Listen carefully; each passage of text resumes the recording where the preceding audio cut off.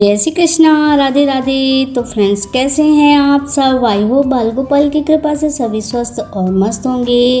तो फ्रेंड्स, हमारे चैनल में आप सभी का स्वागत है।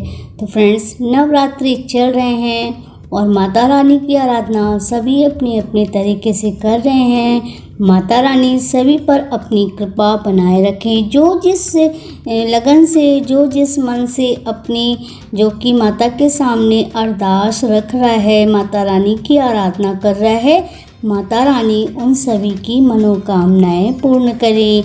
तो फ्रेंड्स, आज मैं बताने जा रही हूँ माँ दुर्गा की कृपा प्राप्ति के लिए सरल से उपाय, तो जिससे आप माता दुर्गा की कृपा प्राप्त कर सकते हैं यह छोटे छोटे से उपाय करके।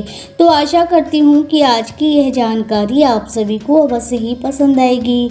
अगर पसंद आए तो प्लीज़ चैनल को सब्सक्राइब करना मत भूलिएगा। तो फ्रेंड्स, नवरात्रि में माँ दुर्गा की पूजा विशेष फलदायी होती है। नवरात्रि ही एक ऐसा पर्व है जिसमें महाकाली, महालक्ष्मी और महासरस्वती की आराधना करके जीवन में जो कि सब कुछ पाया जा सकता है, जीवन को सार्थक किया जा सकता है। तो आज मैं बताने जा रही हूँ कि ऐसे कौन से छोटे छोटे उपाय करके आप माता को प्रसन्न करके अपनी सभी मनोकामनाएं पूर्ण कर सकते हैं। तो माँ दुर्गा को तुलसी दल और दूर्वा नहीं चढ़ाया जाता, ये बिल्कुल भी माता को निषेध है, ये चीज़ें नहीं चढ़ानी चाहिए। तो अपने घर में पूजा स्थान में भगवती दुर्गा, भगवती लक्ष्मी और माँ सरस्वती के चित्र को स्थापित करके उनको जो कि फूलों से सजा करके उनको 9 दिन तक माता के व्रत और रखें। और अगर शक्ति ना हो तो पहले, चौथे और 8वें दिन भी लोग रखते हैं उपवास। तो अवश्य ही ये सारे जो कि करें। अगर माता लक्ष्मी, माता महालक्ष्मी, माता सरस्वती और माता दुर्गा की पूजा स्थापित करके अगर आप करते हैं तो आपकी सभी मनोकामनाएं अवश्य पूर्ण होंगी, माँ की कृपा जरूर ही प्राप्त होगी। और 9 दिनों तक घर में दुर्गा के नाम की ज्योति अवश्य ही जलाएं। तो ज्योति सभी जलाते हैं, जैसे जिसके मन में आजकल इतना भाग दौड़ है, लोगों को परेशानियां हैं, कोई काम कर रहा है या कुछ भी अगर वो चाह रहा है तो वो इस तरीके से अपने ज्योति सुबह शाम की भी प्रज्वलित कर सकता है। लेकिन अगर आप घर पे हैं तो अखंड ज्योति हमें से अवश्य ही जलानी चाहिए।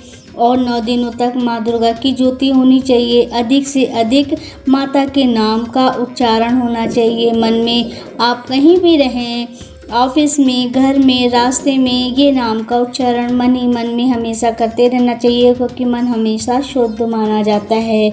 ओम ऐं ह्रीं क्लीं चामुंडाय विच्चे, इस मंत्र का जाप करने से माता प्रसन्न होती है, माता की कृपा प्राप्त होती है।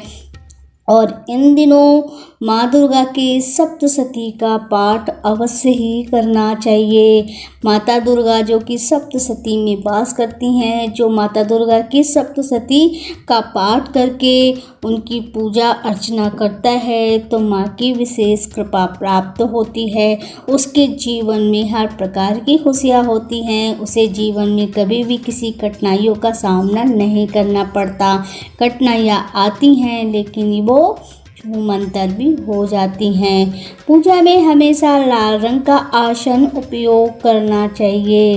माता रानी की पूजा में लाल रंग का आसन, ऊनी आसन ही होना चाहिए।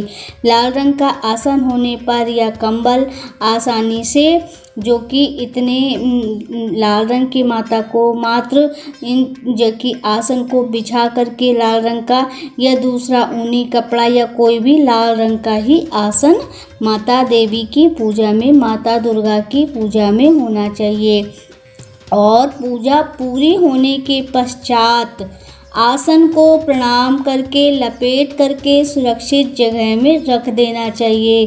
कभी कभी हमारे पास इतना भाग दौड़ होता है कि हम काम करते हैं और आसन को वहीं पे छोड़ देते हैं। पूजा समाप्त होने के बाद आसन को प्रणाम करना चाहिए, वहाँ थोड़ा सा जल डालना चाहिए और फिर उसके बाद आसन को यथास्थान रखना चाहिए। पूजा के समय लाल रंग का वस्त्र पहनना शुभ होता है। लाल रंग का तिलक भी जरूर लगाएं। लाल रंग के कपड़ों से आपको जो कि विशेष प्रकार की ऊर्जा आती है, तो लाल रंग के कपड़े माता दुर्गा की पूजा में जो कि पहनना चाहिए। और माँ को प्रातः काल के समय शहद मिला दूध अर्पित करें पूजन के पास। इसे जो कि ग्रहण करके इसे आत्मा व जो कि आत्मा को बल मिलता है और आत्मा व शरीर को बल की प्राप्ति होती है। और यह एक उत्तम उपाय है कि माँ को प्रातः काल में समय जो कि शहद मिला दूध अर्पित जरूर करना चाहिए। और आखिरी दिन जो कि घर में रखी पुस्तकें और वाद्य यंत्र जो कि कलम है आदि की पूजा करें, जो कि आपका चीज़ है, जिससे कि आपके गृहस्थ जीवन चल रहा है, आपका पेट चल रहा है, जो कि आपका साधन है, आपके आय का साधन है।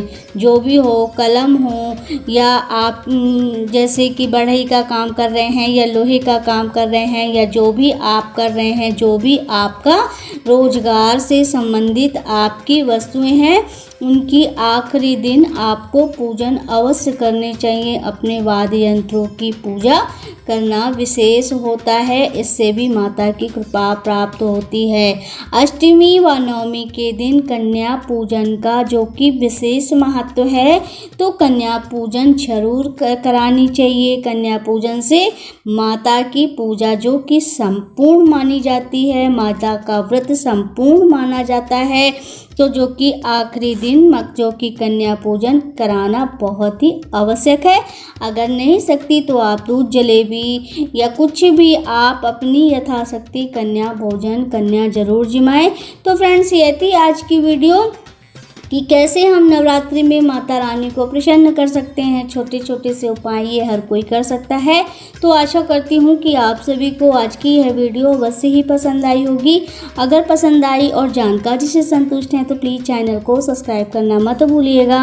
लाइक कमेंट और शेयर भी कीजिएगा। नोटिफिकेशन ज़रूर ऑन कीजिएगा, जिससे हमारी हर वीडियो आप तक पहुँचते रहे। समय समय पर और भी नवरात्रि से संबंधित वीडियो लाती रहूँगी। अपना बहुत ख्याल रखिएगा। हम फिर से मिलेंगे एक नई वीडियो और एक नई जानकारी के साथ। तब तक के लिए जय श्री कृष्णा, राधे राधे।